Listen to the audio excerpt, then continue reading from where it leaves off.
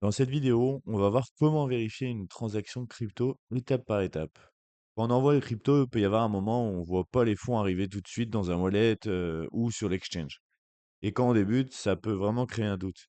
Est-ce que j'ai envoyé au bon endroit? Est-ce que c'est le bon réseau? Est-ce que la transaction est encore en attente? Est-ce que j'ai payé des frais sans comprendre pourquoi? En fait, le réflexe du débutant, c'est de regarder seulement leur wallet. Si rien ne s'affiche, ils pensent directement qu'il y a un problème.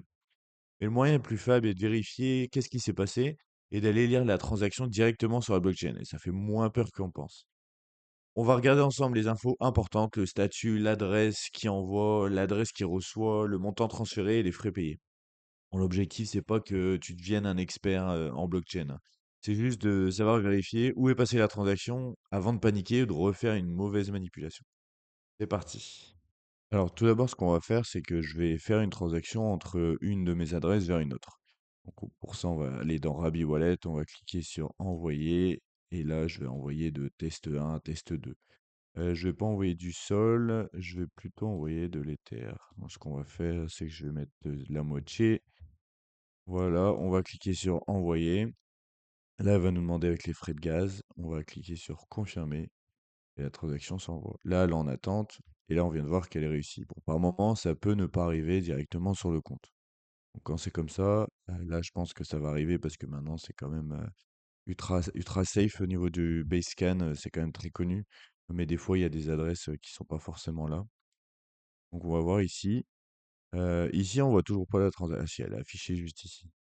Alors, ce qu'il faut faire, c'est aller voir. Donc là, on a bien eu l'Ether. Et pour vérifier la transaction, on va tout simplement aller juste ici, tout en bas. On voit une minute avant, on a reçu. Donc là, c'est cliquer sur tout ce qui se passe ici. Ça va être directement visible dans la blockchain. Alors, là, c'est la transaction H. En fait, c'est un petit peu comme le suivi, le numéro de suivi du colis.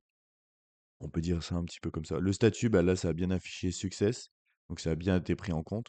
Là, c'est sur le réseau Base, hein, comme tu as pu le voir. C'est la layer 2 d'Ethereum. C'est vrai que sur Ethereum, ça peut être un peu plus long. Mais le principe est le même, hein, c'est les mêmes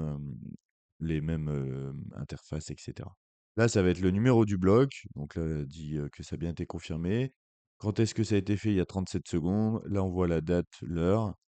Et on voit de telle adresse à telle adresse. Donc, si on clique tout simplement sur cette adresse, on peut voir les fonds qu'il y a, les fonds qui ont été envoyés, etc. Et on peut voir que ça a été envoyé à cette adresse-là, donc à mon adresse. On voit exactement le montant, la transaction, les frais de transaction qu'il y a eu. Donc sur Base, c'est vraiment pas cher, hein, c'est même pas 0,1 centime. Là, donc on voit le prix en gaz qui a été payé. Et ici, on peut voir un petit peu des trucs, bon, beaucoup plus techniques qui sont pas forcément utiles. Donc voilà, pour bien vérifier une transaction qui se passe. Là, je vais te montrer rapidement sur Etherscan, hein, le principe est le même, hein, pour une transaction. Donc on va taper Etherscan sur Google. Là, on peut voir que c'est les bons sites. Et ce qu'on peut faire, c'est qu'on peut taper une adresse directement juste ici pour voir un petit peu la transaction qu'il y a eu. Il y a juste à faire ici, c'est qu'on peut choisir l'adresse, la transaction ou le bloc ou le token en question. Là, c'est une adresse que j'ai sélectionnée au hasard. Et ici, on peut voir toutes les informations. Donc, quand est-ce que c'est les adresses qui ont été envoyées, les transactions, etc. Là, on peut voir le solde que cette adresse a. Donc, on peut voir par exemple une transaction. On va juste cliquer juste ici. Et là, c'est pareil. Donc là, c'est sur la blockchain Ethereum directement.